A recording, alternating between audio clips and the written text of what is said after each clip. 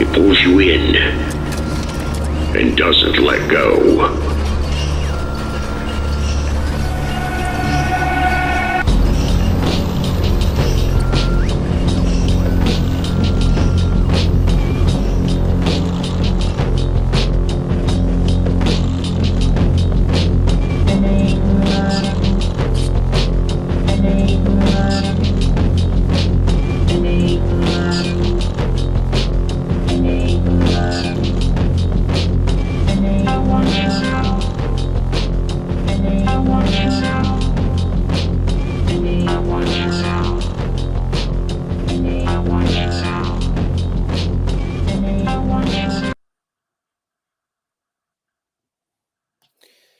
Okay, hello.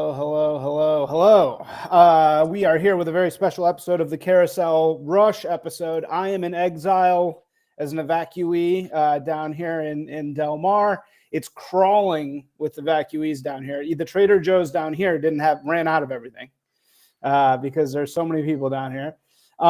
But this is Gabriel Kirkpatrick Mann. There's several Gabriel Mann, so I was getting a little confused. But you are Gabriel Kirkpatrick Mann, the director of a movie that has been on my radar for a very long time that I've been keep trying to see, and it keeps slipping away from me. Which is this beautifully shot film about hotshot firefighters called Hotshot. So why did you make that? Obviously, we're going to talk about the LA fires. I just want to hear everything about your opinion on what's going on. I think there's a lot of misunderstanding, so I just want to hear it right from somebody who actually knows what they're talking about. But let's start with the movie. Why did you make this movie? Well, I mean, as you can probably get a sense of right now, this is fire country in Southern California. And if you live in this environment, you're going to be dealing with wildfire. And so it's just something that's going to be at your front door. It's inevitable. It's going to be someday. And for a lot of people who thought they were immune to it, it just happened to be over these last few days. So the reality is, if you live in California and you pay attention to your environment, you're surrounded by wildfires every year from time immemorial. So for me, I had a fire that burned out in Santa Clarita, just maybe like 100 meters from my house. And so I ran up on the hill with my camera, and it looked like a Hieronymus Bosch painting come to life. It's the most incredible, Michael Bay kind of movie visuals you could ever imagine. And there's this thing called the fire bug that when people see wildfire firsthand, it really does something to them. It taps into this visceral feeling that humans have where you just want more, you want to get closer to it. It's very intoxicating. And so I leveraged some of the very liberal California press laws, where if you have press credentials, you're allowed full access into the fire zone, because as you can see, people get so overwhelmed. The firefighters get so overwhelmed with just trying to save lives and save property. They're not really going to be able to give out timely information. And so having journalists on the ground in these fire zones allows people to get up-to-date information, especially with Twitter. Things can be posted in real time. And so that's why that law exists. And because of that, I had unfettered access throughout any fire in all of California. So I spent 6 years pursuing these. I did all the same training that the firefighters do. I carried all the same PPE in a fire shelter. And I witnessed probably hundreds of fires in the course of making this documentary. Wow. So the fire bug, it's like people get kind of like addicted to fires. Is that what that means? Yeah, and firefighters are not immune to this, and a lot of them will tell you the same thing. It's a very, very treacherous job. Obviously, the dangers are very obvious, but there's this low-grade toll that it takes on your body over the course of years, and they keep doing it because there is this weird attraction that humans have to fire. And I think, it goes beyond a morbid curiosity. There is something else there, and I think every firefighter has it to some degree or another. And no matter how many fires they've been on, they're still mesmerized by the entire scope of the firefight, not just the fire itself, but you can see these. You got DC-10s flying in over the mountains. It's like just 100 feet off the ground. It's the closest thing to war that you're ever going to see in the United States. And so I think the spectacle of it it really is spectacular. And obviously, if it's a more remote forest fire and we're not dealing with the tragic loss of life and property, it's a lot easier to sort of extol the beauty of wildfire, but when we see it moving through these populated areas, that's when it becomes, kind of morbid. But the reality is look, this is a part of life for Californians, and we have this inability to accept the inevitability of wildfire. This is an event that, for people who followed my Twitter account for some time, that I've been predicting for quite some time. It's very obvious. And it's not a prediction that I'm happy to have right, but ultimately what it speaks to is that we need to be prepared for this stuff because it's coming. And it's very simple to predict it. Carbon comes out of the ground every single year. If you don't get rid of it, it's just like stacking gunpowder in a barrel. And the longer you allow that to happen, when that ignition does come, whether it's lightning or an arsonist, which is a big problem in California, or power lines, it's the longer you let it go, the bigger that explosion is going to be. So we have to understand that, like, this, we can't ignore this. Like, everyone should be a wildfire expert if you live in Southern California. So why, I went through Hurricane Ian on the beach in Sugarloaf Key. And the thing about hurricane, and I lived in New Orleans, the thing about places where there's hurricanes is everybody in the culture is very aware. It's like a part of the culture, right? They think of themselves as they understand what to do. They know the ropes. They call their sports teams the Hurricanes. It's appreciated in what they are.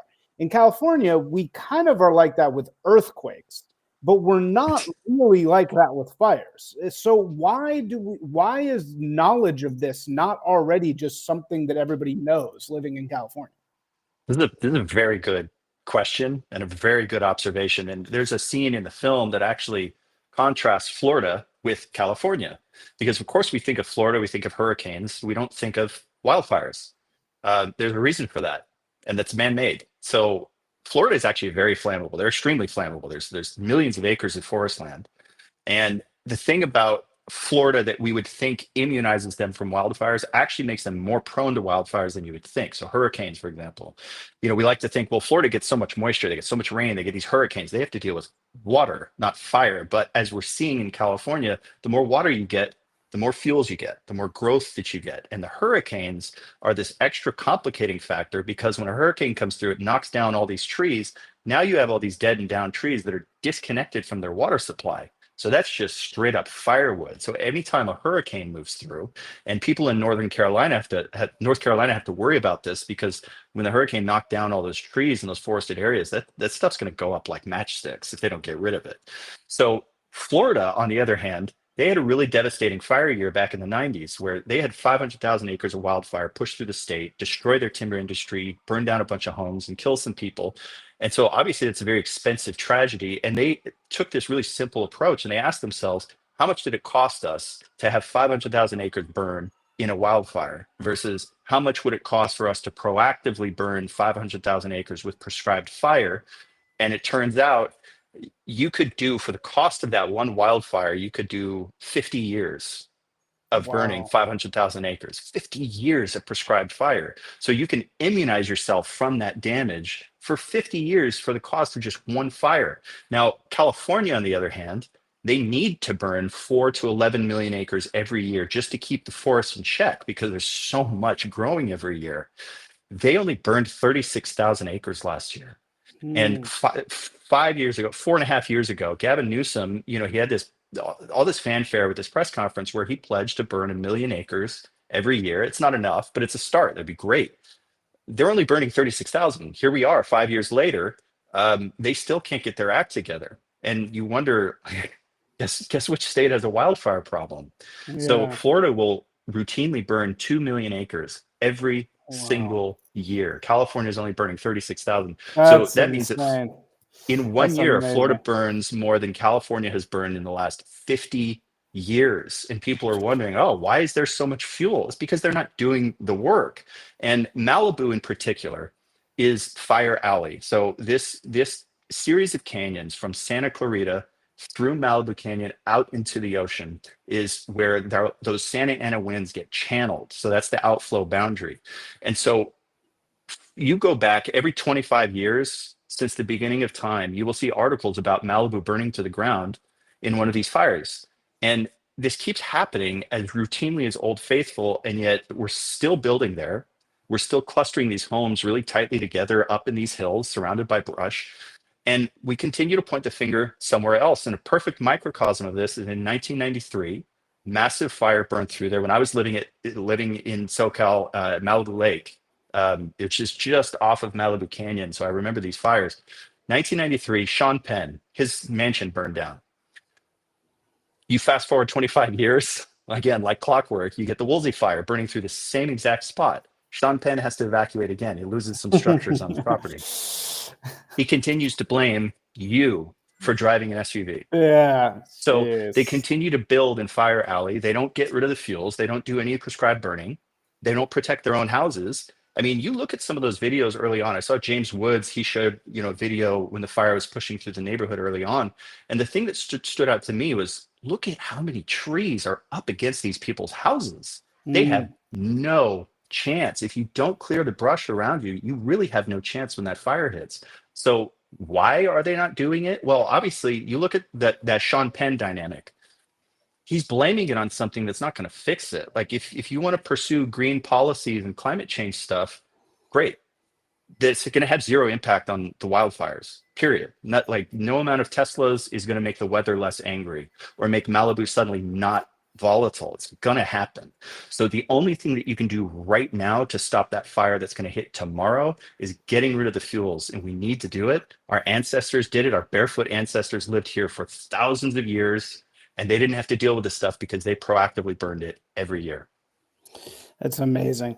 So was there ever a period when California did do this correctly? Like, were they doing it correctly at some point and then they stopped, or have they just never done it? They were better at it in the past. So, and it's a combination of factors. They also used to allow more logging and more timber industry activity throughout California, which, look, for anybody's criticism of cutting down trees, the reality is they do grow back. And our perception of what a healthy forest is totally disconnected from the reality. And every forester will tell you this. When we look at a picture of a really dense, lush forest out here in the West, we think, oh, look how healthy it is. There's trees everywhere. It's super lush. That's a disaster waiting to happen. We don't really understand what a healthy forest looks like. And we have this scene in our film, Hotshot, where we compared the same spot. It's the same ranger station 100 years apart. So closer to what it was like when we inherited this land from the natives versus in the 2000s. And it is like exponential overgrowth. Wow. In the Yosemite Valley, for example, the old adage there is that you could ride a horse at full gallop straight through the forest. Now you can't even look 50 feet into it. So people our age really have no perception of what the healthy forests in California used to look like. And it was pretty wide open. So it wasn't tree. It was tree, flat land, tree over here, wide open, lots of sunlight, nothing on the forest floor. And that's what it looked like when we were, doing our due diligence and getting rid of that carbon every year. Wow. So it's a combination of, we've gotten rid of the timber industry almost entirely. So there's no mechanical thinning of the forests. Then we've also continued to reduce prescribed fire. And unfortunately, we are so afraid of fire now that nobody's doing any prescribed fire. It's like, yeah, everyone's too scared to do it. Nobody wants the liability of putting fire on the ground. And frankly, we've let this get so overgrown and so bad that at this point, it is too scary to put fire on the ground. It's going to go huge because that keg full of gunpowder is just too full. And then when you add to that, we've just gotten so good at putting out these fires that they never get the opportunity to do their job. Right. So we're stopping 90% of our fires at 5 acres or less. So even the ones that do naturally occur get put out so quickly that they can't even be like a sort of a hedge against any of this other stuff. Right. Wow. That's insane. That's so crazy. So even the Native Americans were burning and clearing and religiously. And so we're just these very naive. It's just so typical. It's like these naive Californians who just have no idea what they're doing. The thing is, everybody knows that that's the key to a healthy forest. And the thing is, there's multiple benefits to burning off the forest, right? So obviously, it maybe take one catastrophic fire 12,000 years ago for them to realize, oh, we better burn this off before nature does it first. But it doesn't take much of a rocket Yeah. surgeon to see the other benefits. So the thing that you will see is by springtime, those hillsides that are charred are going to look amazing. They're going to be replete with wildflowers, which draw in more pollinators, right? So the bees are attracted to all the wildflowers that come right back up within a few months. And then, back in the Native American days, it offered several layers of protection. By clearing out the forest, you can see predators easier. You can also, you're opening up the forest floor to pastures instead of all this dense brush, which draws in prey animals like deer. And so they had better line of sight to hunt. So aside from the fact that nature just sort of comes swarming in immediately after a fire, there's a ton of ecological benefits. And in fact, a lot of the species of trees and plants in Southern California in particular, and throughout Northern California, like the lodgepole pine, for example, that pine cone that has all the seeds for reproduction, it literally will not open unless it burns. It has to burn. So a lot of our trees they're not just fire adapted, they're fire dependent. And after, their lifespan is kind of over 120 years, they're going to burn. It's meant to repopulate immediately after. So these forests require this regenerative fire. And it's even more stark up in Canada. Remember when everyone was freaking out about the fires in Canada last year? Well, it's like, that's black spruce. All those trees are only 150 years old. Nobody ever asks, like, hey, why aren't these trees 50,000 years old? Why are they only 150 years? Well, that's because the fire cycle is 150 years up in those kinds of forests. So they get burned through completely, and then they regrow. It's part of the process, just like shaving your face. Yeah. So who is actually behind this decision to not do controlled burns? There are a few major culprits, but ultimately this is an all of California problem because we do have the resources to do this stuff, but residents are very terrified of fire.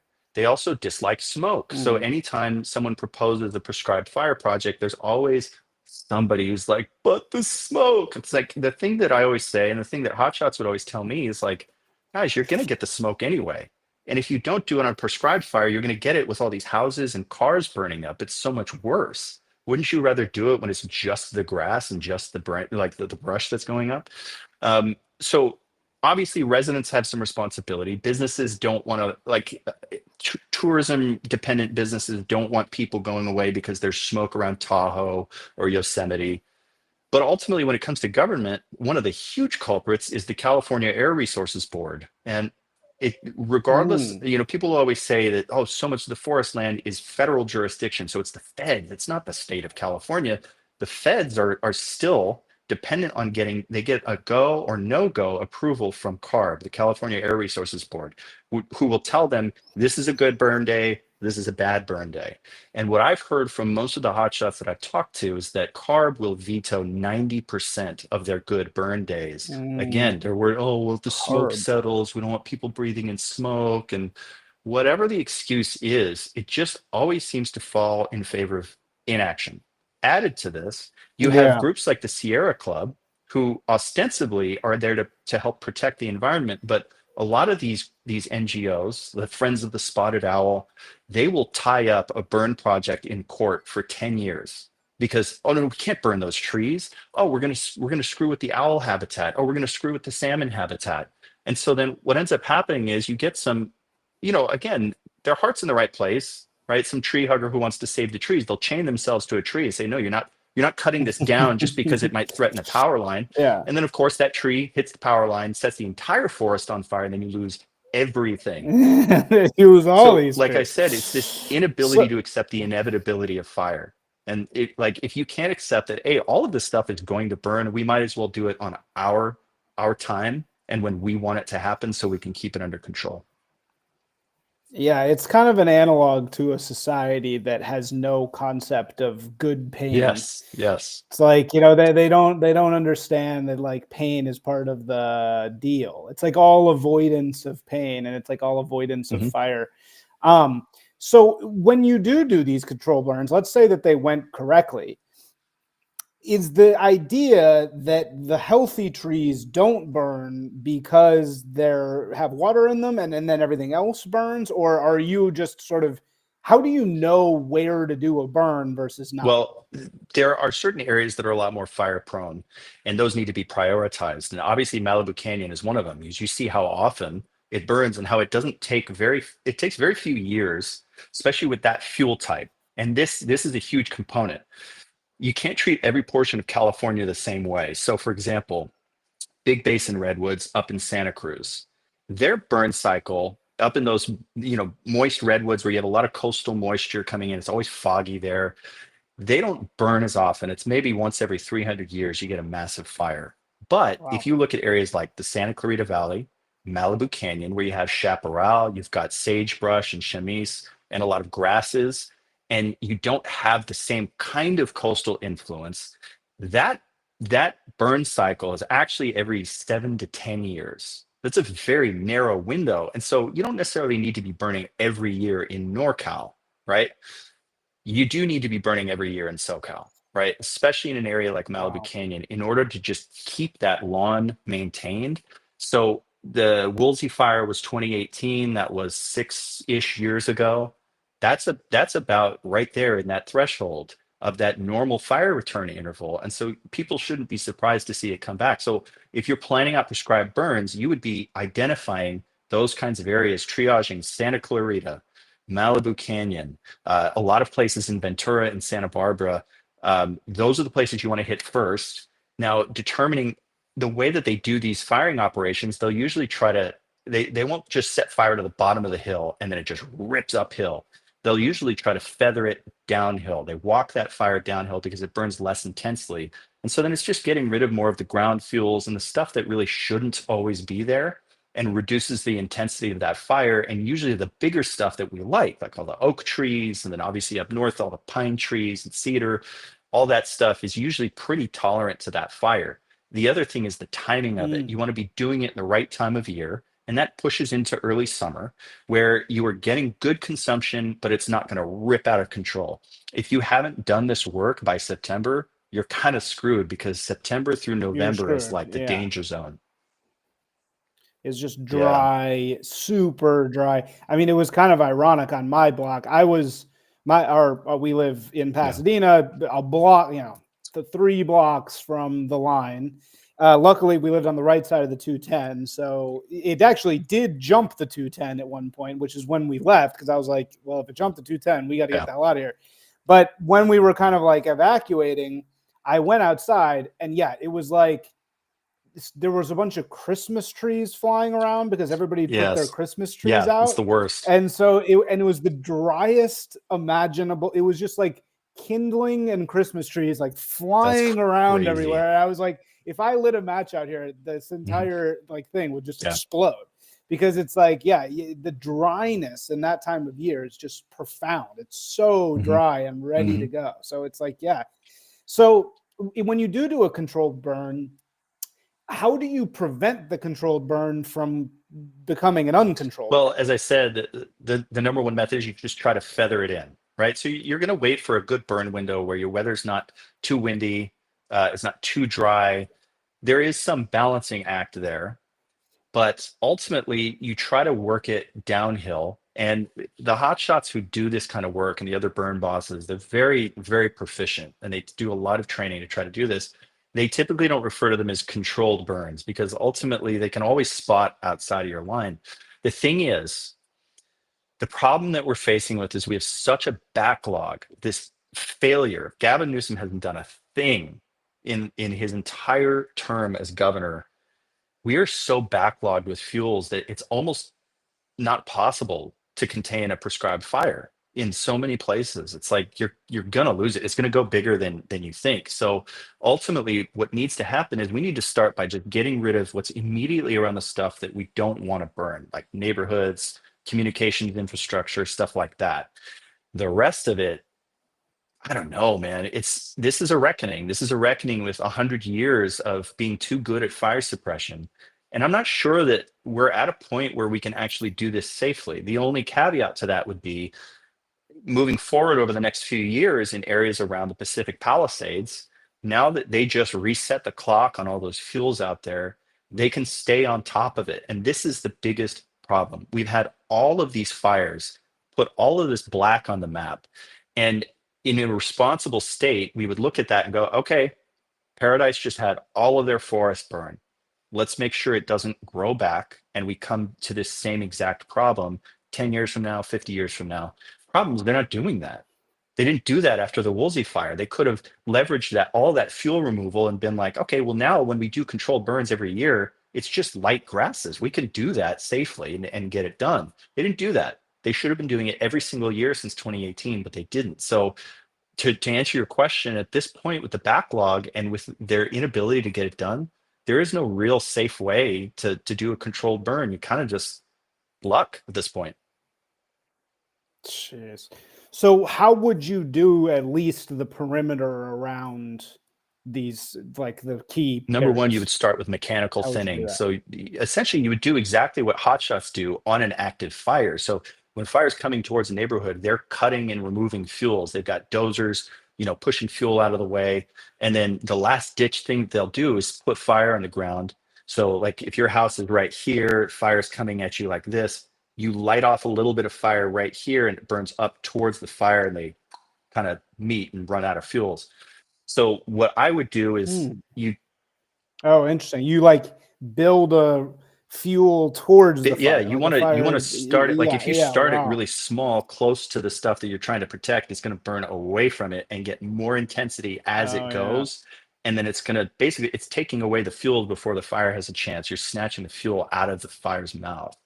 So in order to protect homes and communities, and there's a really good scene in our flick that really details the difference between a community in Orange County where they had a 300-foot green belt around their neighborhoods, meaning you're laying down mulch, succulents, what's that ice plant, that green stuff that you normally see at the beach that doesn't burn, it's full of water, right? It's not like feather grass and brush and stuff like that. And you had a fire that was similar to the Palisades fire, 85-mile-per-hour winds, just ripping this thing straight towards these super wealthy communities. And then it hit that 300-foot green belt and just ran out of fuel and it just stopped. And a few of the palm trees in people's yards, they got some embers because it's inevitable, but they were able to just take that out with a garden hose. It wasn't this full fire front hitting it. So if you were to take a dozer, clear out a bunch of fuels around these neighborhoods, and then you would use hand crews to, get into areas where the dozer can't go, like these steep ravines. You do mechanical thinning, 300-foot barrier, and then replace it with something else, like mulch, gravel, some succulent stuff that isn't going to burn. That's how you would do it. Then, for the most part, you've severely limited the threat from a big fire. And then you can sort out, all right, when do we do our prescribed fire here? Because at least now we have a 300-foot barrier.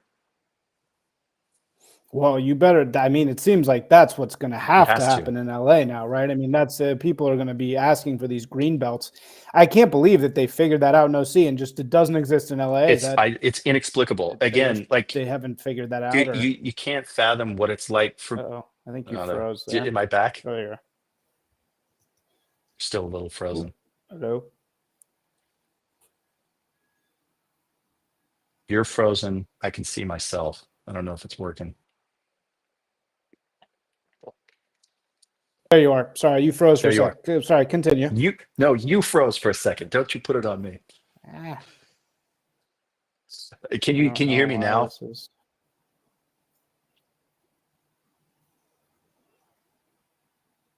let me know when you feel like you got it back.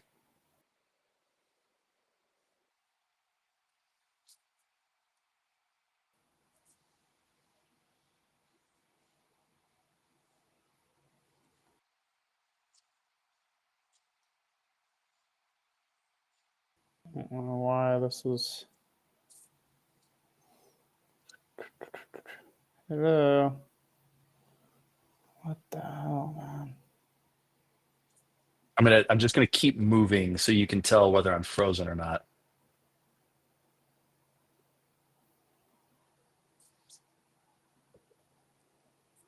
Yo, hello? I'm right here. There you are. I feel like sorry. That was a brief. I don't know what the heck happened there. That was weird. Yeah. Can you hear me? Newsom is hacking the stream because he's the one that's talking about this. I should have good service here. I don't know what's going on there. They're attacking us because we're telling the truth. Okay. Exactly. So sorry. Say what you said one more time, just briefly. Yeah, it's pretty maddening. Watching this cycle repeat itself over and over and over and over and over and over and over again. I've been doing this for so many years, Heck, and you keep there you go. seeing the same problems over and over, and nobody's really doing anything to address it. And what's crazy is everyone thinks that heads are going to roll and things are going to change now, but because a rich neighborhood burned. But it's like, I'm sorry, I've seen it too many times. I mean, you'd have thought in 2018 on the Camp Fire when 85 people died that something would have changed, and nothing changed. Nothing ever seems to change in California. And look, I try to not get political with this stuff, but at a certain point, you have to ask yourself, like, what gives? Like, what's going to change? Who's going to make this change? Um, Arnold, when he was governor, he didn't do anything either. But Newsom is promising that he's going to do something and not doing it. So I don't understand what it's going to take. And at this point, I've just seen the cycle repeat itself, and I feel like I'm chicken little or whatever the metaphor is for someone who's like, hey, this is it's Cassandra, right? Cassandra, Cassandra is Chicken always Little. warning, Yeah, like, yeah, yeah. look, man, this this is going to keep happening unless you do this very simple thing that we've known for 12,000 years, and you're Wow. not doing it. Every year they're not doing it. They just keep expecting that somehow you can live in these areas with all their homes stacked together like this, and it just means there's no chance that if it wouldn't have mattered if it were a brush fire or a house fire. With winds like that, if one fire starts burning at the top of the Palisades with winds like that, every single house is going. Doesn't Yeah, matter how it started. And yeah. this is, the homes become the fuel, but we're not adapting to this environment. So look, man, your guess is as good as mine. I don't know what it's going to take, honestly. Like, I left California. I live in Tennessee now because I don't see it changing, and I don't feel comfortable living in that environment anymore because I know how volatile it is. I know how things can break bad really quickly. And even if you're not in the fire zone, your entire life gets screwed because freeways are shut down. And now you've got how many people? 10,000 people minimum who are now being dumped onto an already overpriced rental market in California that are homeless. What do you Yep. think that's going to do to the prices? What do you think it's going to do to home insurance? It's Yeah. going to make it absolutely unlivable in California. So something needs to change, but I'm very cynical that even a very high profile event like this is going to do anything because it didn't Wow. happen in 2018 either. So, and then I want to move on after this just to what the hotshots themselves are going through, like what the people who are actually dealing with this are Mhm. experiencing. But what did Newsom say he was going to do something and then not do it? Yeah, in 2020, and if you look on my Twitter feed, I've posted this and reposted it a bunch of times. He stepped onto sacred Indian tribal land and stepped over burnt corpses to do a photo op back in 2020. It was really That sounds like disgusting, honestly. Newsom. That sounds like Dude, and Newsom. the tribal members in that area, the Kark tribe, they were so pissed at that guy. They didn't want him there. But he Yeah. just seems to always inject him. And I'm watching these videos, he's doing like PR hits and photo ops in the middle of this inferno in the Palisades. I'm like, bro, like even if I liked you, who thinks this is a good idea? You look like a goblin. This is Yeah. ridiculous. But It's yeah, so in him. 20 He'd like stumble. He's like Job Bluth. Like he'd stumble over and be like, "Oh, whoops! Here's the. I yeah, guess sorry about that. Didn't know this guy was here. Hey, like, like that's it's exactly what it's he would do." it's unbelievable. But I Yeah. mean, so back in 2020 when we had this fire siege throughout the state, he did this photo op where he made all this fanfare about signing this document where he pledged to burn 1 million acres every year. And look, to his credit, he wasn't Mm, he wasn't any longer blaming it on climate change and people not having enough Teslas, like banning gas chainsaws, like that's going to fix the problem. So to his credit, that was the right move. But he said that by 2025 we would be burning 1 million acres per year. It's not happened. We're he not even just didn't close. do We're it. like, and here's the other thing that people don't know.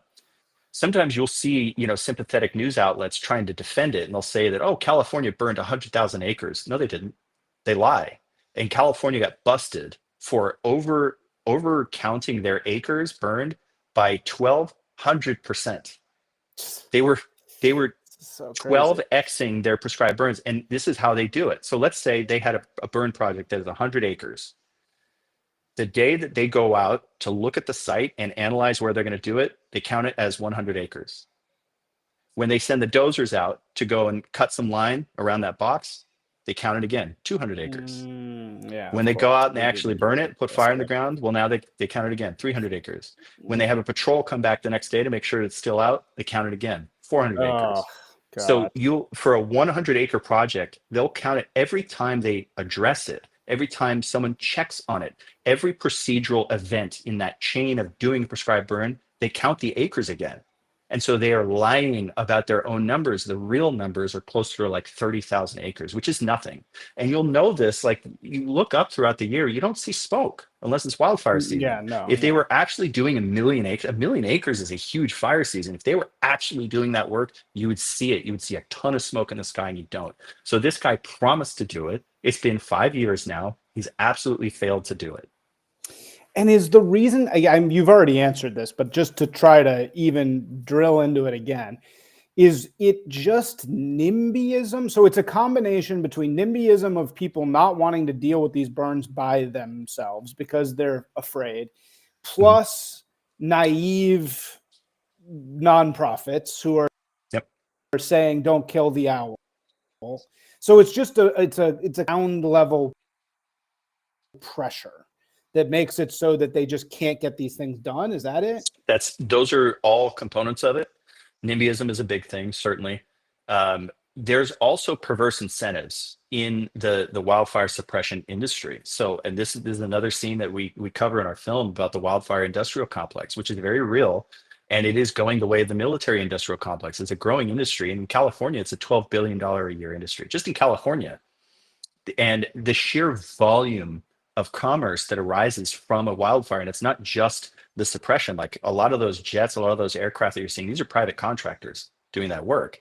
And it's not to crap on the private contractors. They provide a very valuable service, but take it down on the micro level. What do you think is going to happen after 10,000 homes just burned up? How do you think Home Depot is going to do? How about all the contractors? Yeah. Every single car that gets burned down has to be rebought. Every single home that gets burned down has to get rebuilt. Wow. You're talking about, at this point with the Palisades fire, it's probably $150 billion. That money isn't just getting burned up, it's going somewhere. And so if you are that auto dealer who sold a McLaren to some dude in the Palisades, do you think he's going to be pissed that he gets to sell him another McLaren? Are they pissed that they're going to sell them another Mercedes in the same year? No. So nobody has any incentive for this to stop, except for the poor victims. But unfortunately, the people who are the victims of it, they don't have to worry about a fire for the next 10 years because everything around the neighborhood just took off. So it's not that people are like actively trying to make the fires worse so much as they're just not incentivized to really make it stop. That Mercedes dealer is not going to be banging on the door of the city council meeting going, we got to get some prescribed fire. I'm sick of selling all these Mercedes for the ones that burned up. It's just not happening. And so it allows this apathy to just permeate everything. And the other side of this, and again, I don't want it to get political, and I hate this always.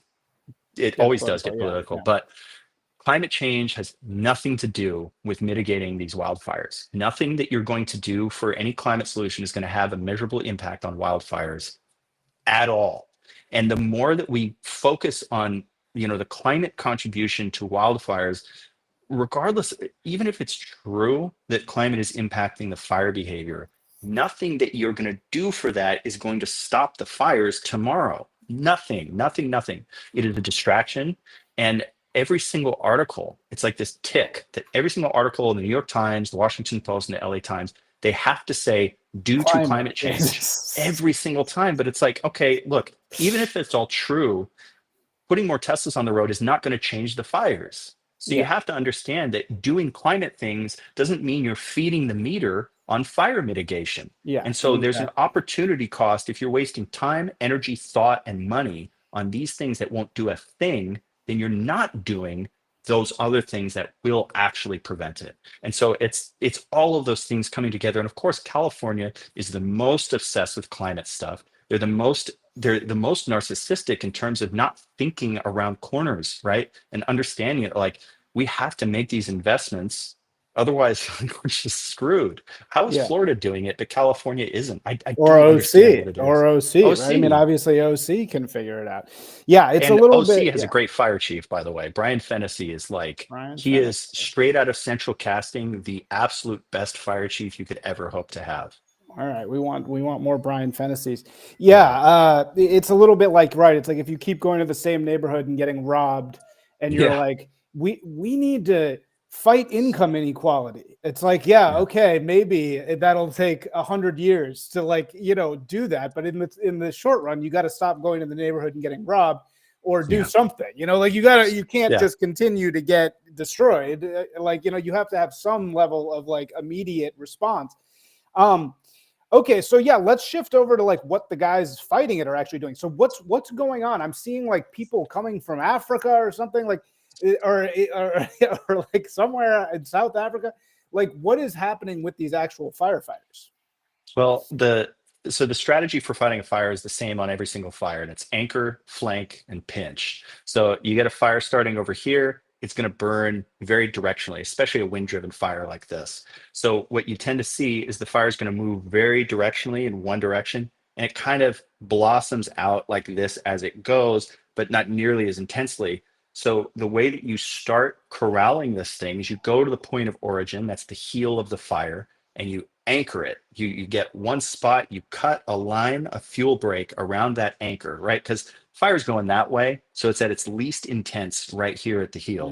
So you start, Interesting. get an anchor where it's like, all right, fire ain't going any farther, right? And then you work your way up the flanks, sort of taking a bite out of the less intense flanks, and you're slowly working yourself up to the head of that fire, and you're just taking little nibbles out of it, pinching away at it until you pinch it off at the top. You can't fight it from the front. It is too intense. There's nothing, no amount of water, no amount of retardant, nothing is going to stop that thing, especially with those winds. So you have to like sneak up behind it. You sort of nip at its heels. You anchor it, flank it, and then pinch it off. So the It's way like a that you do cone. that is water will cool things down where, once the flames are over 11 feet, water starts becoming completely ineffective. It just vaporizes. It's just too Instantly. intense. Yeah. But what they'll do is they'll take dozers that are carving out a physical break in the fuels, and then hotshots are doing it by hand. So they have chainsaws, they have what are kind of like pickaxes and tools, and they're just carving away at the brush and getting to that bare mineral soil which can't burn, and they're going direct to the fire's edge. And they're called hot shots because they're sent to the most dangerous, hottest parts of the fire in the remote areas where dozers can't get to, other people can't get to. They've got 60 pounds on their back, and they are going up the most impossibly steep, like mountain goat level terrain. And then Amazing. like the commute to work is harder than anything that I've ever done in my life. Like I did the hotshot PT hike all the time. It is devastatingly hard, let alone with 60 pounds on your back. And that's just the commute. And then they go and they're cutting line by hand with shovels and axes and just tearing away at it. And when they have the opportunity, they will put fire on the ground, burn off the extra fuels, and seal off that area for good. So that's basically what's happening is you're just trying to take the fuel away from the fire because it's not going to stop until it runs out of fuel. So they're okay. So we have, it's like a cone, and at the bottom of the cone, there's the start. So they go there first. They go to that area, and they kind of cut around the back. And so it's like, it's not going to go back the other way at least. Yep. And then they're on the sides, they're on the flanks, like walking up and just kind of trying to contain it, like cutting out all the fuel on the sides just to make it like as narrow as possible, like to kind of turn it into like a line as much as they can. Yep. And you're trying to go as direct to the fire's edge as you can. That's the safest thing that you can do, because if you're indirect, meaning you've got fire here and then a bunch of unburned fuels here and you're over here, you do not want to be there. That's the worst, all of this, then it could go just like that. yeah. Right? Yeah. If you're closer to the fire's edge, you can step into the black, into the area that's already burned, and you're good. You can ride it out. So the black is considered a safe area. But the entire strategy is anchor, flank, and pitch. And when you see those aircraft dropping the pink stuff, the retardant is meant to slow down the fire and try to reduce some of the intensity. So that way the dozers and the hand crews have the ability to get in there and get rid of the fuels. When you hear the word containment, what that refers to, you have to have a physical boundary separating the fire from more fuel. You have to have a physical boundary separating the fuel from the fire, and that boundary needs to be cold. So that's why you won't hear them call a piece contained for a few days, even though they will have line constructed around it. It's got to be cold, because Firefighters need to be confident that they could walk away from it and it's not going to jump over their line and continue burning. And so sometimes that takes a few days.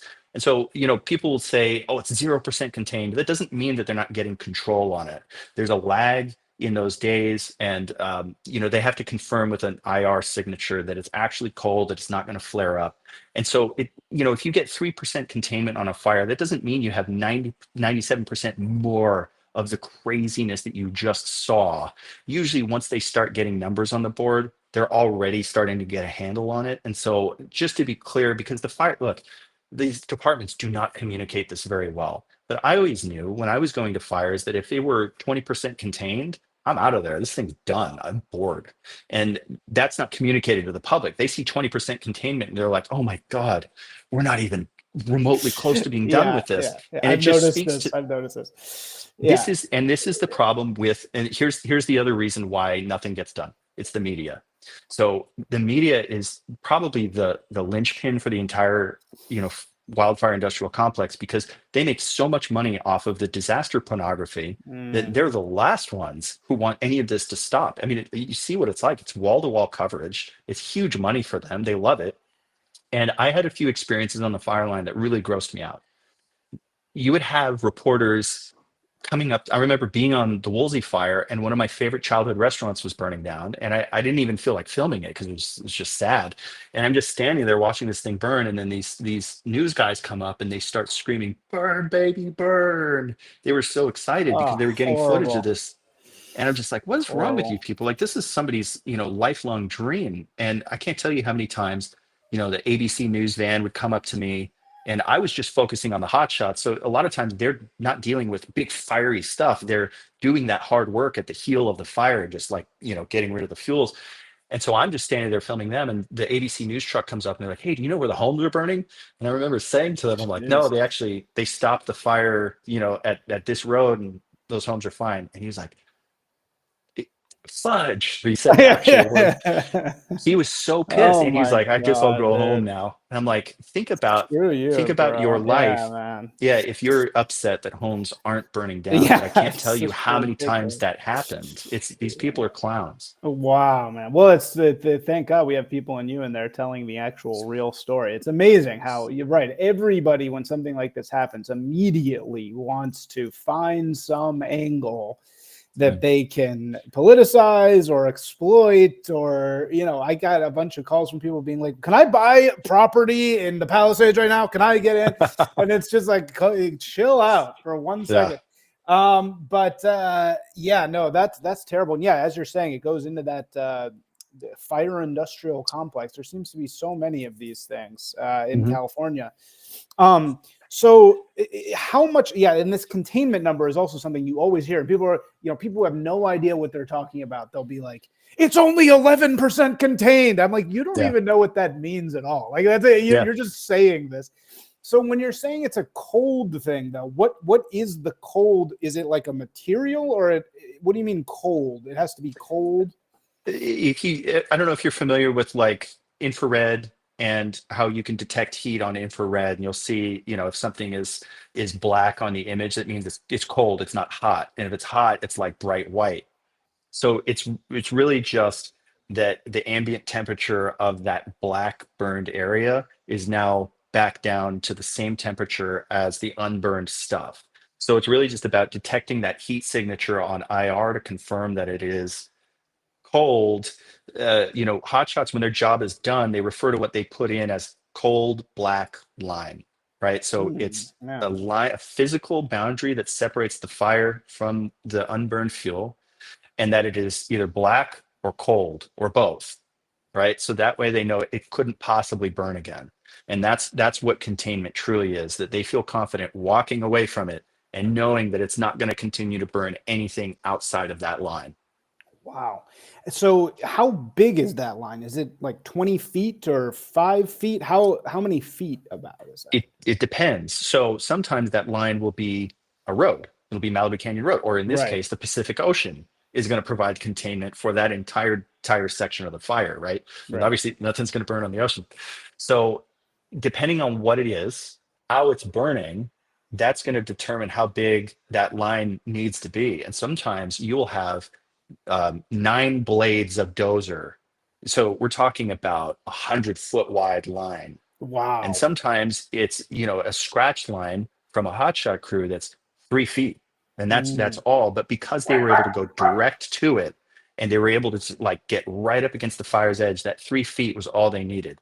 And sometimes it's a matter of we got that 3-foot line and then we set fire to that remaining little eyebrow of fuel that was, right there on the inside, but hadn't burned yet. So burned it off proactively, sent it towards the black, and then sealed it off for good. And now your line is the line plus all of that black. And so, I mean, it could be an infinite amount of depth to that, but it depends on the conditions and the fuels. If it were burning in a huge pine forest where you have 300-foot tall trees, those things, they're sending up 600-foot flame lengths, then you need a huge line. Now, look, you could have a very narrow line, including a road that just happens to hold because maybe the winds were pushing those embers back in on the fire itself. Sometimes that can work, but ultimately, it varies depending on what they're dealing with. Yeah. So, okay. So it can be pretty much anything, even 3 feet. How many firefighters so something like what just happened in Altadena, how many firefighters are in there, like per fire? Well, it depends on the scale, the intensity, and severity, and the urgency of the fire. So something like this, you're going to have probably 1,500 firefighters on this, and this includes a pretty broad range of people. So, and they're not always necessarily active. So you're going to have structure protection groups who are going to be in those big traditional fire trucks that we see, the big red rectangular trucks. They're going to park in everybody's driveway where there's a threat to the property, have their hoses deployed, set to go when fire comes down into the homes that they can try to battle it. And so a lot of times, once they start getting a little bit of a handle, in this case, with wind-driven late season fires, as soon as the winds die down, the fires die down.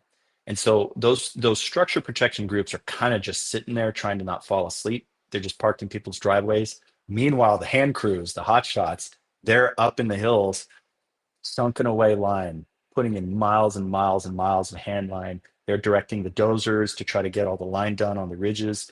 And that work goes on for weeks, and we'll probably get to a point where they're going to say it's 98% contained when it's actually 100% contained, but they will leave that last 2% just as a loophole to keep the budget open. Once you say it's 100% contained, the budget that's financing that fire is closed, and so you can no longer pay the people to do this work. So they will call it 98% for the next 6 months, so they can keep that Wow. tab open in case they need to do anything. And sometimes, because Governor Newsom has been so bad, and all of the local leaders have been so bad about like getting this fuels reduction work done, the forest managers, they're not trying to be cute with the budget. They're using this, and they will do this on this fire. They will leave it at 98% contained so they can leave that purchase order number open, so they can get their dozers to go up farther and do more work to prevent the next big fire, because they know that the state ain't going to get it done. And so they will leverage this, and they'll use these little tricks, keep this purchase order open at 98% and go and get some work done so they can save future lives and property. Because I'm telling you, as much crap as the fire departments get, the people working in these agencies are studs. And what's so frustrating is to see just how bad the fire departments look right now. And it's so unfair because all the dudes on the ground who are actually doing this work, they're the same studs who've been doing it for 20 years, 30 years. And it's like, they do this stuff behind the scenes that the public never sees. And, the public never sees hotshots. They're up in the most remote areas. And so it's really frustrating. I can assure everybody that the boots on the ground are doing absolutely everything that they can. I have seen guys, kicking dirt on flames when they had nothing left. These guys will do absolutely everything that they can, and they're absolute studs. And I'll tell you, they don't care who the chief is. They don't care about all this DEI stuff. And 90% of the firefighters are, conservative, libertarian, Republican voters, and that's just the reality. And so, like, to see politics infesting all of this stuff is really, really frustrating. Jeez, man, it's crazy. I mean, it's such a wild job that, Yeah. when you're growing up, you think of firefighter, like you don't think of a hotshot, at least where I grew up. Like you Yeah. think of a guy with a cat in the tree, and he's got a big hose on a house. Whereas these guys are not even doing hoses at all. They're pretty. Are they using hoses? Is water Dude, at all even come into this, or they're just all? this is what's so crazy about hotshots is that they fight fire without water. They Yeah, fight they right. fight it with their bare hands. Like they're literally walking up to the fire and cutting it out by hand. They got fire like in their face, and they will be camped out up in the wildlands sometimes for 2 weeks in a row. And they have to be completely autonomous. And they're like special forces. They're a special Yeah. uses crew. And so, they hate when I do this, when I refer to them, they're like the Navy SEALs of wildland fire. They always hate that because it sounds so corny, but that's the best way to understand it. These dudes, they have to be able to like go up and attack an area of the fire and be completely autonomous for 3 straight days, meaning they don't need food, water, toilet paper, nothing. They can just fight fire for 3 straight days. They can be forgotten about. And these dudes are so overqualified, they can run an entire division of a fire by themselves. And I've seen them do it. They immediately stabilize an incident. So as soon as you get a hotshot crew on your fire, it's like they immediately bring this calm. And because these dudes are like freaks. They've seen it all.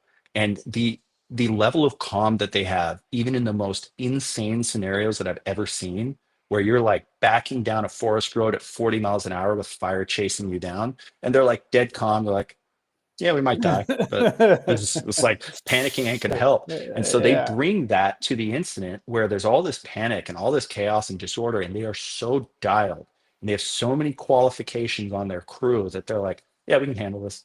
And they fight fire without water. That's amazing. So Yeah. they're kind of working with the locals, though. It's almost like there's two teams. There's them, and then they're with the local fire department or whatever. Or they're like the It's specialists. it's different ammunition, but Yeah. whenever there's a brush fire, there's an automatic response. So you'll send 5 engines, you'll send Oh, okay. two hand crews, 2 dozers, 2 helicopters, 2 air tankers, 2 battalion chiefs. So LA County has their own brush response, but it's very similar. So there's a certain set of ingredients that get thrown at any brush fire automatically. And so hand crews are a component of that brush response no matter what. So everybody has different responsibilities, but they all sort of do this dance. And the fire engines, what they'll do is like, at the beginning of the fire, if it's going uphill, they get their engines right at the base and they start deploying hoses, and they're taking a hose line up and chasing that fire, and the hotshots are working with them, cutting line. They're either right behind them or sometimes they're in front of them, and then they're doing their hose lay in that line that the hotshots created, and then they continue and make sure that everything's cold. So they're all working together, and it's all this delicate dance that happens, and it's very orderly, surprisingly. But obviously when the fire gets into that urban interface like we saw in the Palisades, those engines are not really focused on getting up into the brush. They are trying, number one, just to save lives. And that's Yeah. why you didn't see a lot of people deploying hoses and trying to fight fire, because they know, like, dude, yeah, we can try to put out the a little bit of the fire on this house, but Yeah. all these houses are Right. already Why going. even try? Yeah. Yeah, and So they're that's the looking thing for that people people. They're looking for they're looking people. for, yeah, Yeah. they're looking for people. They're trying to get people out and trying to make a difference where they can, because I'm telling you, I've been in some of those fires where it's like 70-mile-an-hour winds, in an urban conflagration like that. There's no stopping it. And I've even seen ones where the winds weren't even that bad, but they're like spraying water on this house, and they're putting thousands of gallons on just this one corner of the house, and it's still not going out. It's crazy how much heat just won't go anywhere. People have this sense that if we were to just douse it with water, it'd go away. It's like, I saw the slowest destruction of a neighborhood ever up in Berryessa Highlands, up in NorCal, where it was like the firefighters were all there. There was only one house on fire, but it's just they had multiple engines spraying it. And then the next one went, and then 3 houses down, that one started to go, and then 3 houses down, that one started to go, and it's just like slow motion. Each house just popped off, and they couldn't get a handle on it, no matter how much water they put on it, until every single house in the neighborhood is gone. It was like this slow rolling boulder, but it just took the entire neighborhood. And then the winds picked up and knocked out the next neighborhood. So when you have 85-mile-per-hour winds, there's nothing to be done. And so a lot of the people looking at the fire response as suspicious, I don't think they're really understanding just how intense these fires are and how pernicious all those embers are from all the palm trees. They just go everywhere. It's like a swarm of bees, and they're gonna find their way into somebody's attic. And the thing is, the fire's gonna get established in the attic before you see any flames. The house is already gone. You'll Yeah, start to see a yeah, little yeah. wisp of smoke coming out of someone's vents, and it's like, oh, it's gone. It's Oh, gone. it's There's done no, because it's like, we so would have to hot. get, Right. yeah, Yeah, and yeah, yeah. you would What have, would in you order to even do? stop that, you would have to get chainsaws on the roof, opening up a vent. You'd have 5 engines there just for one house. You have Yeah. 5,000 houses going. There's just no stopping it. And so some of the criticism that they weren't there, there's no engines there. It's like they looked at that neighborhood. They're like, this is already gone. There's nothing we can do because they've seen it so many times. They know it's just Yeah. not going to happen. What do you make of the whole no, there was no water in the hydrants? What do you make of that whole thing? Look, it's a problem, but I've seen it on a lot of fires. And the thing that people need to understand is when you have 5,000 homes burning, that means all of their plumbing is now severed. So you have 5,000 homes with their entire water main going full tilt, right? So everything's busted. And you're seeing this with the gas lines too, where people have gas just venting out of their house because everything above it was destroyed. So imagine 5,000 homes releasing water at Mm, full tilt. Every single faucet and mhm. fixture, every toilet, everything is rushing at full tilt. And that's what everybody's competing over. So in the Palisades, you had three 1 million gallon tanks, and they were trying to refill them, but the water was leaving faster than they can refill it Because it's all because just coming the, out of the homes. It's all the homes are taking yep, all of it. Yeah. Wow. and Wow. every home that goes, that's more water that's gushing out. So there was water pressure down low. Where there was no water was up top, and that was, five hours into the fire. That's when they started losing water pressure up top. And the thing is, it's not unique to the Palisades. This happened on the Thomas fire in Ventura. I was on the initial attack for that one, and the firefighters were just standing there. All of my footage of that was them just watching this thing burn because they had no more water left. Because up in these highlands, you're there's only so much water you can have up there. You have to be able to pump it up there, and so you'll have these smaller reservoirs up there, but when they run out, you have to pump water up there, and when all the electricity is gone, there's no pumping it anymore. I don't think that was the case with this. I think it was just a matter of their trunk line that was feeding the reservoirs to replenish them couldn't keep up with 5,000 homes releasing all of their water all at once. So they need to look at that and account for it, because if it keeps happening on all these fires, obviously they need to figure out how to stop that from happening. But I will caution that I don't think any amount of water would have changed the outcome. And I've been on multiple fires where I'm listening to the pilots up top and they're saying, we could throw every tanker in the country on this and it's not going to do a thing. And that's on fires that weren't remotely as intense as what we just saw. Yeah, so it's not really a lack of water problem. That's not what's, because somebody's Yeah. asking. We have a question from the crowd.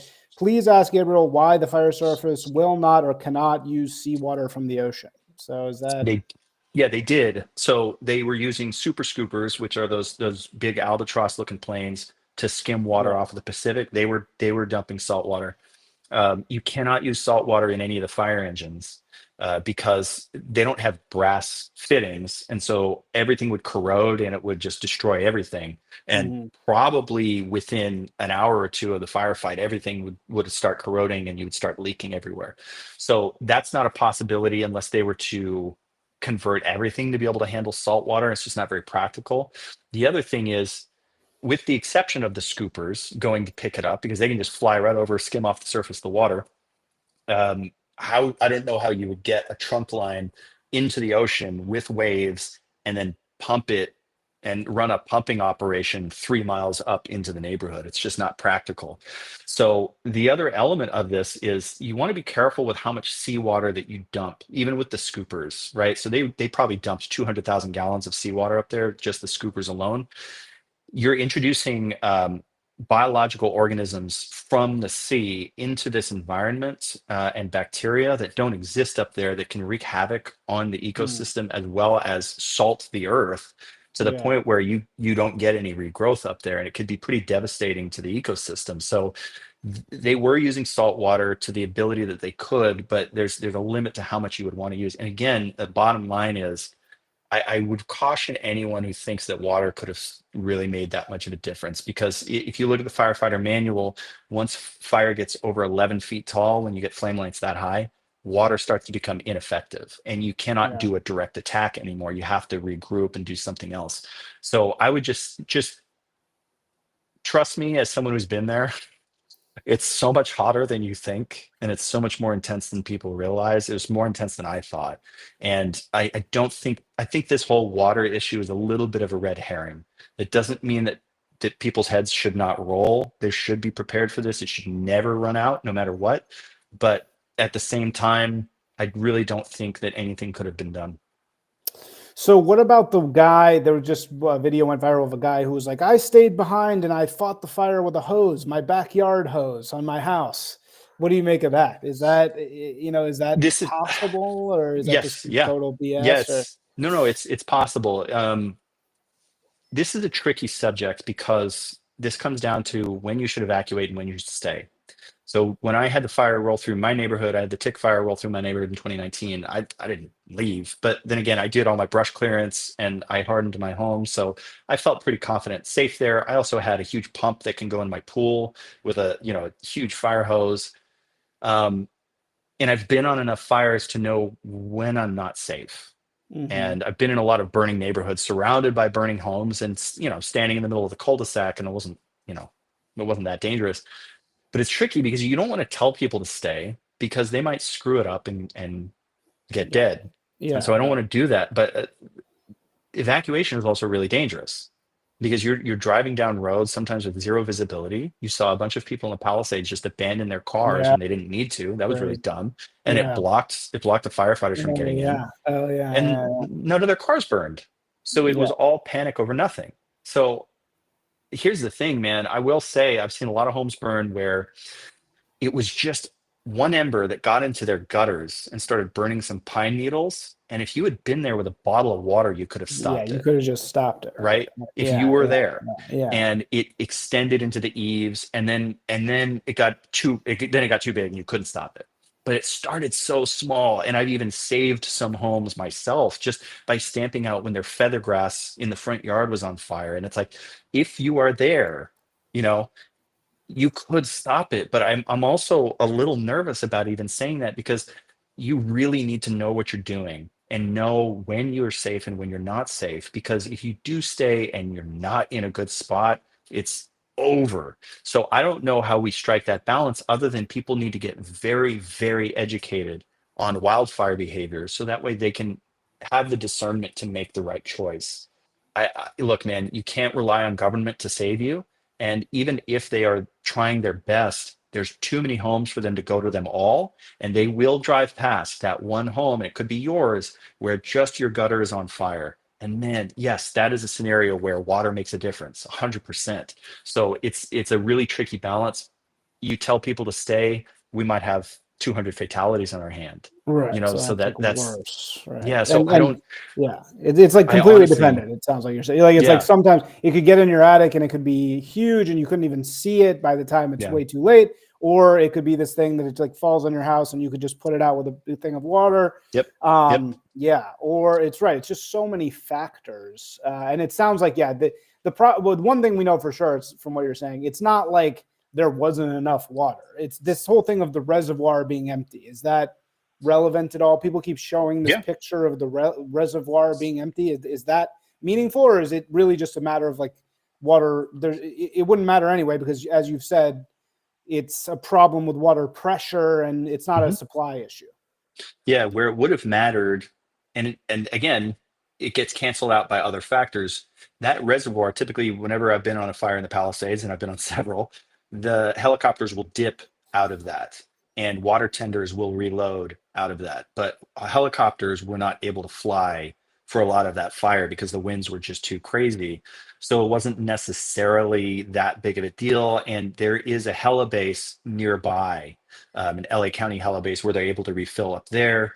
So having water in that reservoir may have made a tiny bit of a A little difference, bit of difference. Yeah, yeah. but Not really. not Yeah. enough for where that's like, oh, that's That's the the reason it reason. happened. Yeah, yeah, Yeah. yeah. So Because look, yeah, like I said, these things should not happen, right?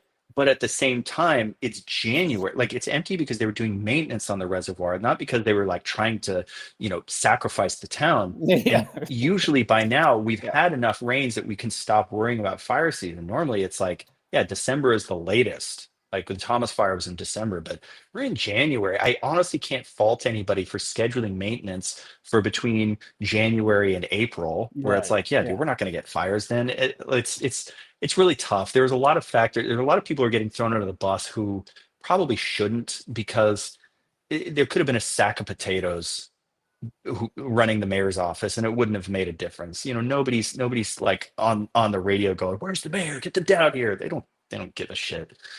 So, and ultimately, Rick Caruso is so lucky that he lost his election, because this fire would have happened Because anyway, that would have been on him. and it would have been Yeah. hung around his neck. And then the fact that his building is the only Yeah. one that survived in the Yeah. village, Then he people would would have have been been, really screwed. Yeah. Right. what happened? How come yours was the only one that survived? Oh, and now Yeah. you're about to make 10 billion more by redeveloping on this land that is suddenly on the market. Yeah, It's like, right. he is so He's lucky lucky he that, lost. yeah. Well, how did his get saved? I still don't really get that. He had private guys there just putting everything Yeah, out, or apparently he had some private firefighters. And look, it's a commercial building, so it's probably not less necessarily going to, flammable, right? yeah, it's not going to be built Yeah. out of wood. Yeah. And Yeah. he may have done things to proper fire code to where he's well protected. I've even seen a few residential properties that were newer, that were built very intelligently, that survived, even though every home around them that got burned off. Yeah. So, and yeah, I do believe he had private firefighters up there fighting. And look, I've seen that a lot. I saw it a lot up in rural Northern California too. So it's not just like the super elite doing this. Some insurance companies hire those private Mm. contractors, because it's like, dude, they have a stake in that home as well. It's not just you. And the insurance companies are just, they're going to get nuked, and they're going to nuke Californians in return after this one. Yeah. One more question here, and then I'll let you go in a sec. But any similarities between this and the Maui fire? Yeah, the big similarity is that it's primarily an urban conflagration. It stopped being a wildfire pretty shortly, after it hit the town, and then the fuels were the homes. The other similarity is the sheer intensity of those winds made it basically impossible to fight that fire. The Maui fire was started by downed power lines. I don't believe this was downed power lines. The original report was that it was a fire in somebody's backyard. That was in Palisades, you mean? In the Palisades. Oh, God, So amazing. initially, this could have been someone, cutting their fence, welding something. Could have been a barbecue, like the tick fire that came through my neighborhood. Somebody's barbecue fell over in high winds, and that was how it started. Now, this is unconfirmed. I've seen some video where it looks like it started up on a hiking trail, but it also started pretty close to people's backyards. So it's going to take some time until we know for sure what started it. But a lot of the conspiratorial stuff about Maui was dead wrong. And what's frustrating is that the reality is just not very sexy. And the more grandiose theories are very sexy, but reality is kind of boring. And that's usually how things shake out. I've really come to notice that. In terms of the Maui fires, the police did some pretty terrible work in terms of guiding people out, and blocked off some roads that maybe shouldn't have been blocked off. But it's hard to Monday morning quarterback some of this, because the roads that they blocked off may have also been a death trap. I just don't know, because I don't know Maui that well. Ultimately, people have to understand that police don't know anything when it comes to wildfires. And so I can totally understand if they maybe made some bad moves. The other similarity would be, I believe that all those cars that got stuck in the Palisades, police were telling people to get out of their cars. That turned out to be a very bonehead move. So I do believe that the police misguided people in Maui, and they definitely, from what I've heard, misguided people in the Palisades. Telling people to get out of the cars is really dumb. Your body can take far less heat than your car. And so if you're ever stuck in that kind of scenario, even if it looks pretty grim, you're better off trying to ride it out as far as you can in your car. And if you do have to drive very slowly. The worst thing you can do is drive off the road. Your car can take a lot of heat. So you're better off just sort of like getting that damage to your car and staying in it as long as possible. Look, it's a wind-driven fire through very densely packed homes who cannot withstand fire, and there's just no stopping it. So that's the biggest similarity that I see. I'm sure that there are a lot of people who have some, concerns or maybe some theories about what may have happened, and maybe they're looking to see if there's an analog here. But I would just caution that a lot of the theories that I saw about Maui, or a lot of the suspicious things, were not true. And I know that's boring and I don't want to burst anybody's bubble, but like if there are specific, questions that people want to ask, I can certainly try to address that. I see someone's talking about the arson and the looting. Dude, Yeah. it's So really bad. what's That's the really deal with bad. that? These arsonists, I mean, I don't even understand. Everybody else seems to understand why. Is the arson thing, is it just people who want to destroy things? Is it people who are trying to loot the neighborhoods? Like, why is this arson happening? And how There's, important is so in California last year, 50% of all the acres burned from wildfires were from arson, it? which Wow. is crazy. So California really does Jesus. have an arson problem, and it's really bad. It's Um, crazy. so the park fire, which was massive earlier last year, that was just some dude who was a sexual predator, got in trouble with the law again, and seemed like he's like, screw it, I'm just burning everything down. He set his car on fire and pushed it into a ravine. Oh, So wow. that's not like some crazy political thing. That wasn't eco-terrorism. That was just a nutball. And you do get some of that, but you also do get eco-terrorism. It's very common in South America. Do you remember those fires in the rainforest some years back that Leonardo DiCaprio was posting pictures about Yeah, vaguely. in the Yeah, I think Amazon? so. Yeah. So I think it was back in 2020, and everyone on Instagram was freaking about, oh, the lungs are burning. People were setting those fires on behalf of like climate change activist groups. Were paying people to set those fires and then take pictures of the fires so that way they could raise money for climate change activism. In Chile, there was this place called Viña del Mar, which is like the Pacific Palisades of South America. And these two firefighters actually started that fire, and they killed, I think, 120 people in the process. And they were then talking about how the mayor of that town was bad. So they were using it to like, look how bad this mayor is. And they set fire. So, in a way, like if you were to look at those patterns of how people use arson, um, you would look at Rick Caruso and be like, did this dude set it? This guy's building survived, and his former opponent is getting the chopping block. Yeah, I right. don't think that's the It case, was but I mean, Crusoe that's himself. He was like, right. All there's right. a Maybe he video of did it. him. No, He's no, one of those guys. I Yeah. don't actually think that. But again, it's crazy how this stuff works out. But we don't know how much of this is arson. Some of this Yeah. is arson. The one in Altadena does look like it was probably high transmission power lines. Yeah. Up There and was yeah, another up one in there. Silmar that was power lines. That is the most common cause of wind-driven wildfires, because the wind wreaks havoc. It throws things into power lines, and so you tend to get that same thing happening over and over. Palisades, we'll see.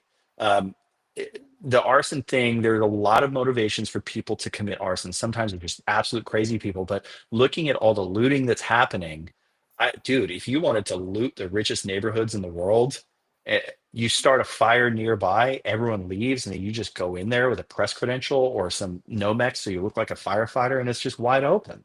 Yeah, that So, seems to be the some of the more neighborhoody things were that. And mhm, they caught two guys with the same exact like yellow canister.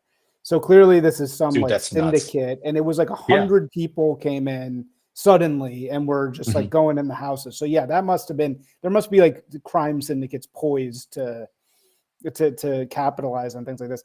But man, mhm. 50%, that's an insane number. That half of all this stuff is from arson. That's really It's crazy. crazy. Crazy. Um, so final question, and then I'll thank you so much. This has been great. This is Mhm. real. I'm so many of my questions have been answered. So thank you. So the fire, you're in Santa Clarita. The what was the fire that was up there like 8 years ago or something? Like 6 to 8 years ago. This was the first one of these horrible fires I'd ever seen was up there. Do you know what Uh, I'm talking about? Not Santa Clarita, but in that area up there, like by the Quail Lake or whatever those lakes they have up yeah, there. it could have been the day fire, Was it the day fire? Or there was some other. It was called like there was the some lake fire. fire. Yeah, it had like a weird name. It was called like the Firehouse Fire or something. Was Oh that yeah, was yeah, that a thing? yeah, The yeah, yeah. The Firehouse Fire. powerhouse fire. Powerhouse Fire. Fire. That Yep. was it. Up Bouquet Canyon. Yeah, that was the first time I had ever really seen. How many acres was that? That was It was like 50,000 or 20 to 50. yeah, I I guess don't remember.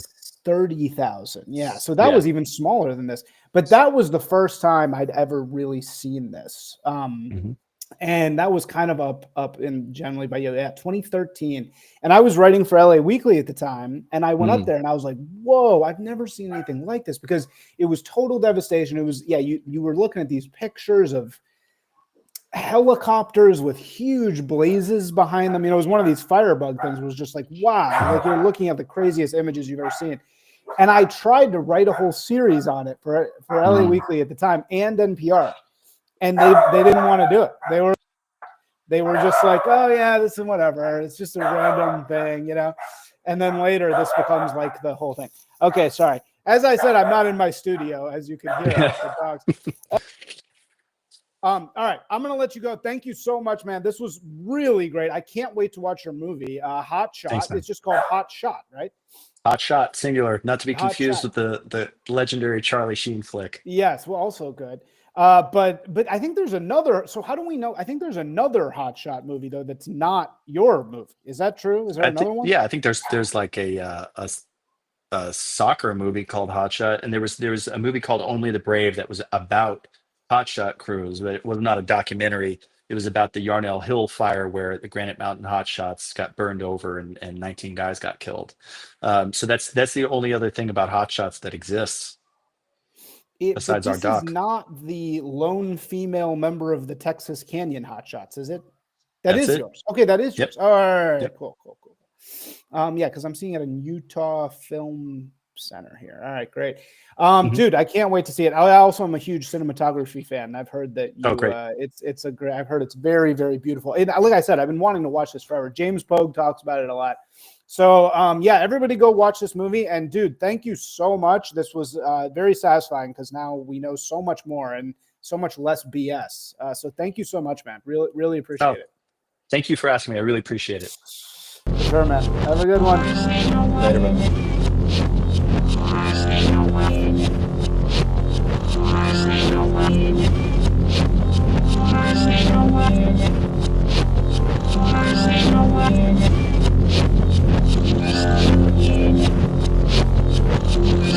Yeah.